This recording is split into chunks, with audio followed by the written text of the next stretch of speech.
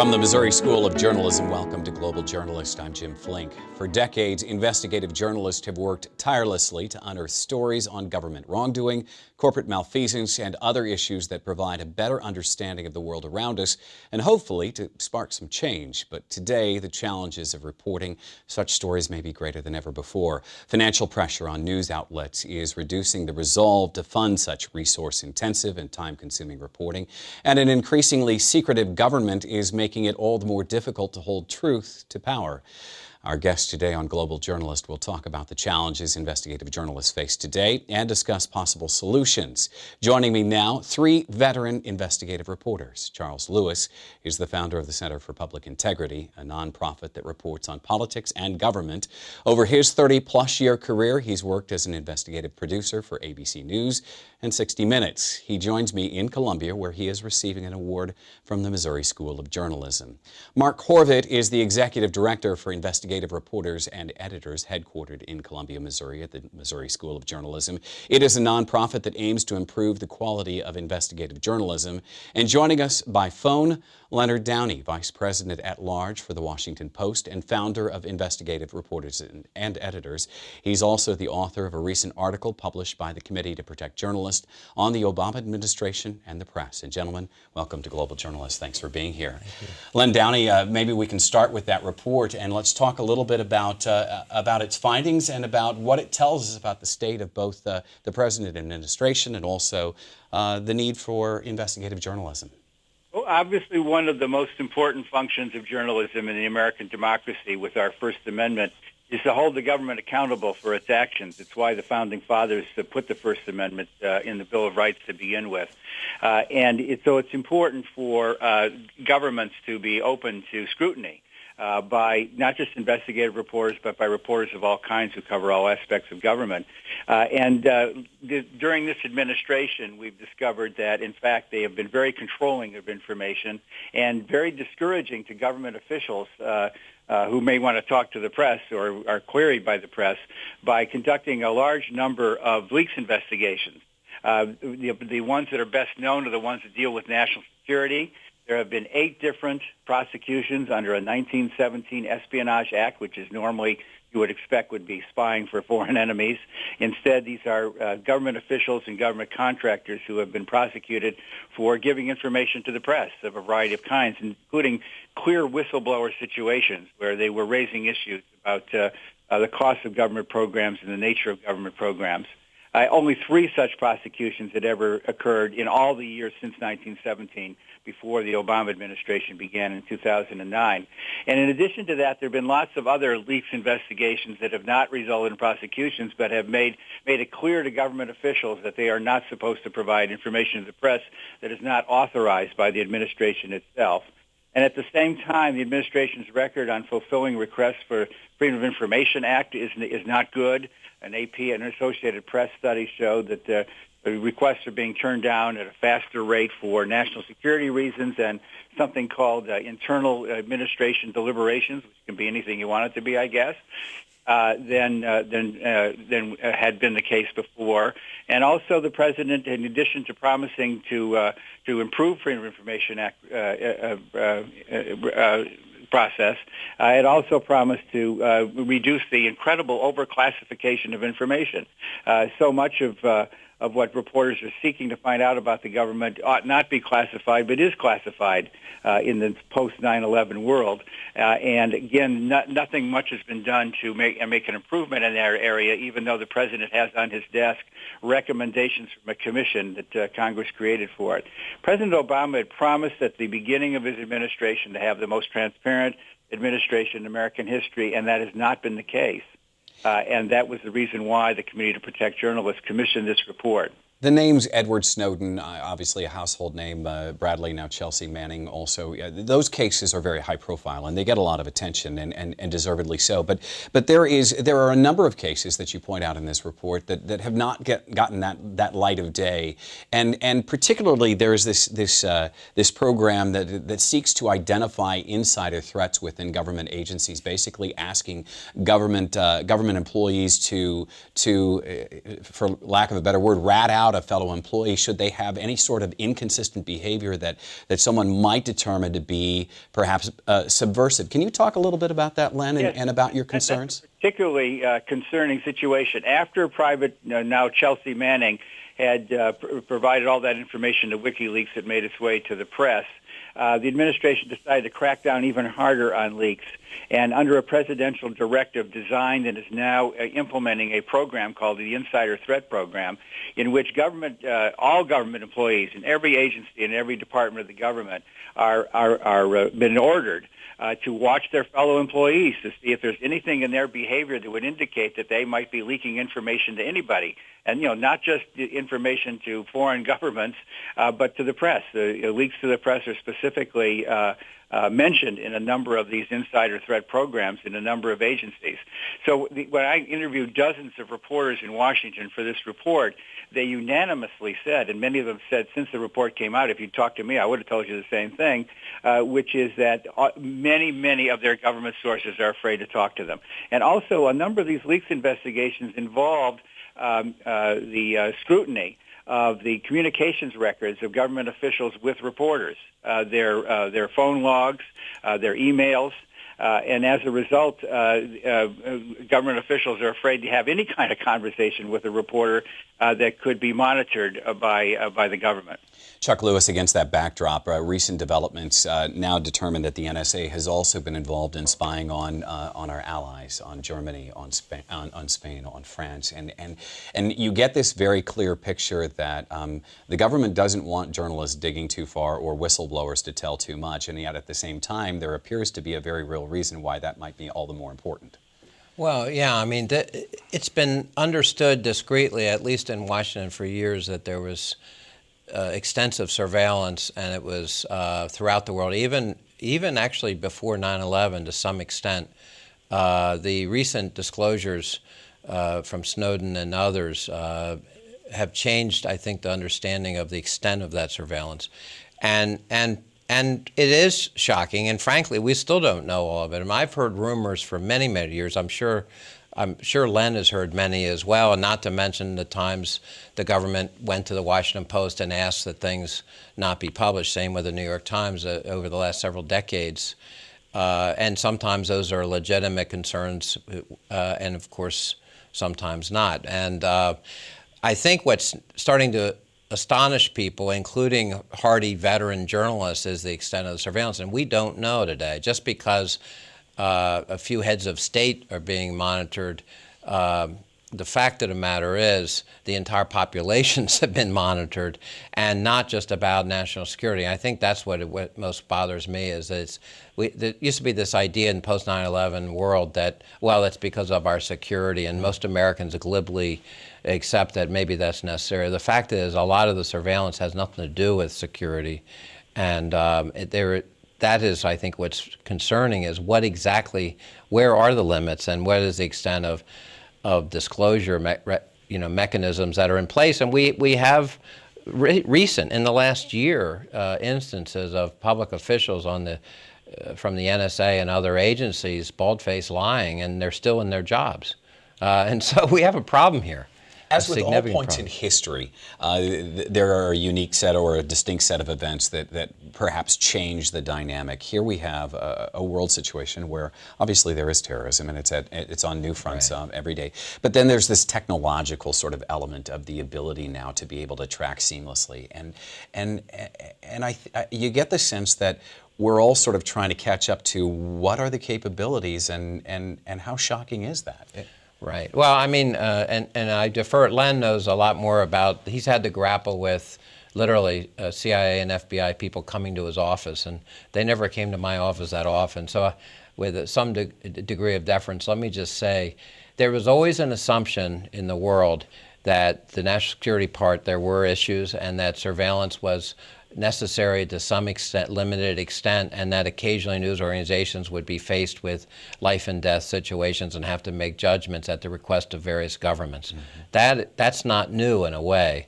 To me, I've always sensed it, and we've always seen evidence going back decades. What what I think is fascinating is we have always heard in the U.S. that intelligence agencies outside the U.S. were using their intelligence agencies to assist their companies. And we were always told, well, the U.S. doesn't do that. And it's only for national security. Now there's starting to be a sense that maybe we actually have no idea exactly what they're doing in terms of surveillance and who's using it. The fact is there are several government agencies that have nothing to do with national security that get some of that information. When you have as Len's great report shows, you have 4 million people that have some form of security clearance, and I think it's 1.2 or 1.5 or whatever the number is, 1 million folks have top secret clearances. That's way too many people with clearances. What's going on here? And Len Downey, let's talk real briefly about the chilling effect that it has on a journalist to have a CIA or an NSA agent or whoever it might be stop by, however curiously that might be, to have a conversation with you.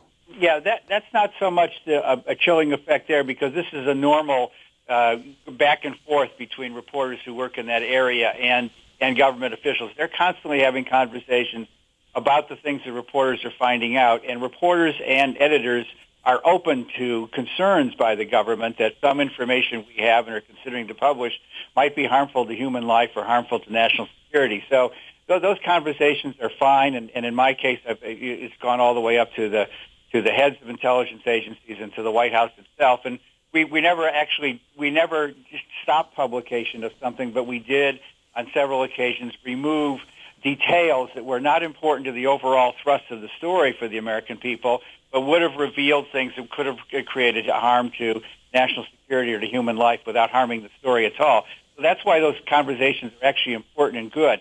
The pernicious things is what we don't know. Is the surveillance that's going on that we don't know, the possibility that a leaks investigation would involve combing through the communications between government sources and reporters. And in terms of the revelations of the NSA surveillance, this has a chilling effect on journalists, including American journalists worldwide, because the NSA is not supposed to be spying on Americans, but it has a license to spy on, obviously, everybody else around the world, which is what's concerning these other countries. But it also means that the contacts between journalists and targets of this surveillance around the world are routinely being monitored, whether they're American journalists or British journalists or whatever. This is another reason why the Committee to Protect Journalists is very concerned about what's going on, and one of the reasons why they wanted this report done. They've given the report and recommendations that they've made to the administration, to the White House. They've demanded that the White House meet with the Committee to Protect Journalists to go over these recommendations, and we're waiting to hear. And interestingly enough, there's this discussion going on in the backdrop simultaneously about defining what is a journalist. And the interesting thing about that is that much of this really hard-hitting journalism isn't happening in the walls of what we might say are traditional journalistic outlets, the ones that are household names that land in our driveway or we hear maybe on drive time radio or see on TV, but they're happening in nonprofit organizations, all of which you have become involved in varying degrees, either in founding or being a part. Talk about the value of that independent journalism that's going on? There are two values to it. One is that, as you said earlier on in the program, the resources and the staff of traditional news organizations have shrunk as their business models have fallen into trouble in the digital age. So the nonprofits are an important place for journalists to be able to go and continue to do their work when there's no room for them any longer inside traditional news organizations. And also, in many cases, nonprofits have been founded by very aggressive, altruistic journalists like Chuck Lewis, who are determined to do the kind of accountability reporting that may not be possible at other news organizations. But the real benefit in recent years which is something that Chuck pioneered years ago, but it's really blossomed in recent years, is that these nonprofits can now supply journalism to traditional news organizations. So the New York Times, the Washington Post, newspapers all across the country, NPR, the network television programs have all at various times used stories or collaborated with these nonprofits to produce aggressive journalism that they could not have done on their own. And this is a very important development in American journalism. As we continue our discussion, I do want to remind everyone that you can view or listen to this program anytime by downloading our podcast at globaljournalist.org. You can also find interesting articles, photos, and interviews related to our program on our website. Please do send some questions and comments via globaljournalist@kbia.org or at our Facebook page. And you can also follow us at Twitter. That is at globaljourn, Journ. So optimism about the state of investigative journalism. Mark Horvath, you've been with IRE for many years, and you just returned from a national convention where 90 countries were represented. International conference, right, for investigative journalists. There was one of the largest such gatherings there's ever been. IRE's annual conference for the past 2 years has been among the largest the organization's ever held, and as you said, it's been around since the 70s. So you're sort of seeing an interesting shift, I think. There was a lot of understandable doom and gloom in the mid to late 2008, 2009, when all the cutbacks were occurring and people were scaling back greatly. What you started to see now, though, through a rise in nonprofit investigative centers like the one founded many years ago by Chuck, a lot of the journalists who were doing this work in traditional settings have now shifted over and are doing the same kind of work with fewer restrictions oftentimes and with more control in a nonprofit setting. At the same time, you're starting to see more traditional news organizations come to this realization that with all the cutting back they did, they lost the ability to do the one thing that people wanted from them, which was to truly tell them what's going on. So you're starting to see a recommitment in many of those news organizations as well to enterprise reporting and to investigative reporting and to investing in real journalism again. So I think with those trends going on, there are signs for hope. To the issue of defining what a journalist is, presently there's that big discussion. What's wrong with that? Well, I want to make sure it's not the government deciding that, for one thing. Mm-hmm.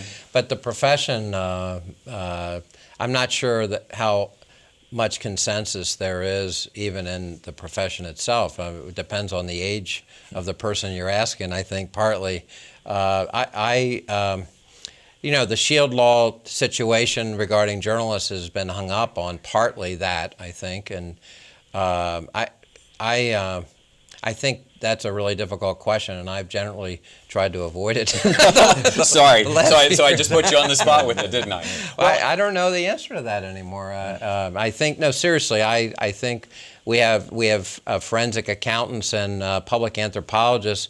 We have a fellow at American University where I teach who has tracked every military base the U.S. has around the world. Turns out there's over 1,000. Does any U.S. journalist know this? No. This guy does. Mm-hmm. But we don't call him a journalist because he's a professor. But he has a blog, he has a website, he writes books. What is that? It seems similar to writing and, I don't know, a form of journalism or not. And so I find that a very, very difficult question increasingly. I'm really serious. I've reluctantly tried to stand back. And the credentialing of folks is hard now. I think it's quite complex. Well, and Len Downing, I think that's where I was kind of going with that is, if the definition of a journalist is the organization for which you work or the education you've received, then we begin to sort of eliminate some very qualified folks from the discussion who may have neither of those things and yet might be doing some really good work. Thoughts on that? Yeah, absolutely. You do not define journalists by where they went to school, how they were educated, or who they work for. This is not the medical profession or the law profession. I prefer to look at the work product. If it's journalism, whoever produced it is engaging in journalism, including the professor that Chuck mentioned, including somebody who happens to be at the scene of a news event somewhere around the world with their family's iPhone, taking pictures. They're committing an act of journalism, and they should be protected in committing that act from any repercussions for acting as a journalist in that moment. So the Shield Law that just was recently approved by the Senate Judiciary Committee and may or may not make its way further through the rest of Congress, although there's a big push to try to get it done, and it's a bipartisan push, which is unusual in this day and age, does have a much broader definition of who would be covered by the law. They never say they're defining who a journalist is. They're saying who is covered by this law, which I believe is the best way to approach it. And they're making it as wide as they can be. So it does include freelancers. It does include student journalists. It includes people who commit acts of journalism in most cases. Not every case yet, but I think a much broader definition than it started out as. You have to have some kind of definition if you have a law. Of course, there are There are journalists who say that because of the First Amendment, there doesn't need to be a shield law at all, although the way things actually play out in real life, I think a federal shield law would be helpful to journalists. Well, and certainly, you look to the Arab Spring or you look to the coverage of Syria, and you see a lot of very courageous people reporting eyewitness accounts. They may not be journalists, but giving insight in very powerful ways. Speaking of power, Investigating Power, that project, it's a project that you have initiated. Let's talk about that. Sure. I've been working on a book for a lot of years, 8 or 9 years. It's coming out next year finally. But in the process of my research, I wanted to interview some of the sort of iconic journalists since, the last half of the 20th century. And then I started, I also knew many of them might not be around a long time. And so I was trying to get to folks before they left this world. And then I did something a little odd, a little less conventional. I wanted to also look at what I called moments of truth, where journalism really played a crucial role in U.S. history. The McCarthy years, for example, civil rights, where the white northern press started to actually cover civil rights really for the first time substantially, in the national press. And the Vietnam War, of course, Watergate, of course, and post 9/11 America just as a period of time, and also corporate power, that is to say, journalists trying to investigate abuses of power by entire corporate sectors, or in some cases, or a single company. And so I interviewed about now 25 of these journalists, and Investigating Power was released in April of 2012 at the National Press Club. All Things Considered on NPR covered it, and others. And what I'm trying to do now is build on it over the next several years, go up to 40 or 50 interviews, and I want to do a 2 or 3 hour documentary series about it, and I'd like to do a book of excerpted conversations with some of these folks. I mean, Seymour Hersh with My Lai, Woodward Bernstein, and Ben Bradley, and All those others. iconic figures. Yeah, exactly. And I got to Murray Martyr right before he died, who is often at the Washington Post, who basically covered that subject for 4 full years. And it was in the last year that he noticed that everything McCarthy was saying was completely specious and needed to be confronted as at that point, an expert journalist on the field. And he confronted the Secretary of the Army, and that's what set up the famous "Sir, you have no sense of decency" Army hearings that basically began the beginning of the end of McCarthy, the end of '54. So it has been an incredibly rewarding experience for me, and I thought I knew history, but I'd only known it somewhat superficially. Now I've really gotten into it, and now it really is addictive a little bit. I want to keep going, and I want to go deeply. And there's periods of the last 60 years plus that I want to include as new moments. The whole 80s Iran-Contra thing is not there. I think that's an important moment because it is a different kind of quality to it, but it is also part of history and journalism and power. And so it actually has a scholarly element to it because it really does go deep, but it's also an oral history project. There are others in the country, but many of them are archived and not on the web. Might we even be living in some of those moments even now? I think we are. Indeed. We absolutely are. Are you this talk of optimism, and I think we touched on it briefly, but I want to kind of get into it just because Mark, he's at the University of Missouri grooming another era of, as are you at American University. Are you optimistic? What do you tell your students now? Well, I'm extremely optimistic. I think it's so exciting with the technologies, and what it enables now takes your breath away.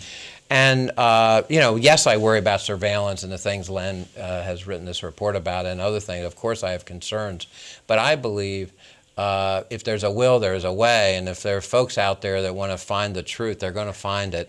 And by working together and collaborating, we'll get there faster. I mean, my investigative reporting workshop at American University just hired a Pulitzer Prize-winning reporter with the Washington Post. We're sharing his salary with him, with the Post, and it was the Post's idea. That shows you what's happening right now, that anything is possible. Look out, world. So I think it's a great moment for young people who, I get a lot of students, and I'm sure Mark does, who want to look at abuses of power in this world, and they want to hold, they're into accountability. They think people in power should be accountable, whatever it's called, and wherever they might work. They want to learn how to do that, and there's different skill sets across all the schools, frankly, not just even journalism. And real quickly, Len Downey, I know you have to leave us now. Thank you so much for being with us on Global Journalist today. Really appreciate your insights. You're welcome. Thank you. And we'll continue that discussion, Mark. Optimistic, pessimistic. I mean, the different people look at this differently. Right. Well, I think as Chuck said, what you really have is this is an amazing time actually to be involved in journalism, to be involved in journalism education, because what you've got is a landscape which is completely shifting and changing, ways to reach people that simply didn't exist before. So what used to be have to go through fairly narrow tunnels now is wide open. So as a reporter, you have a lot more options. You can work for a traditional media organization. You can work for one of these nonprofits. You could start your own. You could do your own blog, and if you do the right kind of reporting, you can get attention for that. More and more traditional news organizations are now willing to take the work done by individuals and use it if it's credible, because they don't have the staffs they used to have. Once upon a time, most big news organizations wouldn't have touched work done by other people. That's changing now out of necessity. And so you really have the opportunity, no matter how old or young you are, if you know how to do what you're doing, and you can do credible work, and you can back it up with documents and with data, all of which has become easier to do now with access to the internet. You can make a much bigger difference much more quickly now if you want to. And Chuck Lewis, just the final word from a commercial standpoint, because I mean, we can't argue that money and journalism have always had this sort of rather odd relationship, right? Commercially speaking, do you see the support being there, and if so, do you see that growing more? Is it private funds? Is it public funds? Is it a combination of the two? No, it's really, in just the last few months, we've seen 4 billionaires emerge. We have a new group of owners who, just as the sort of legacy owners that we associate with the leading newspapers in America have sort of passed from the scene, with the exception of one notable family in New York. Generally speaking, we are entering a period now where there's new billionaires coming in, willing to take substantial resources that will give incredible scale to the level of operations. And we don't know, there could be others coming, but I think something is really interesting now in the commercial realm, separate from the nonprofit realm. And then back to what I was saying, you're also seeing increased, I hate to use this word, but a little bit more humility by the commercial realm towards other forms and other ideas and other people who don't look and sound like them in their newsrooms. And so you're getting this very interesting moment here in the history of journalism, and frankly the history of the U.S., et cetera, where ideas are transcendent, and they are not restricted to a single technology or border or age group or newsroom. Do you know what I mean? And the gatekeeper thing has also disappeared, obviously, and there's something, I find it all incredibly intriguing. It's really quite without precedent, I think, in the U.S. history, at least, that I'm aware of. And yet really good reporting and really good journalism indoors. Exactly. Multimedia, too. Absolutely. In every platform. Yeah, right, exactly. Thank you so much for your time. Sure. Global Journalist is produced by the Reynolds Journalism Institute and the University of Missouri School of Journalism. I was joined today by investigative journalists Chuck Lewis, Mark Corvett, and Len Downey. Global Journalist is directed by Travis McMillan, audio by Pat Akers. Raymond Tungakar is our executive producer, and please do join us again next week for another Global Journalist. I'm Jim Flink.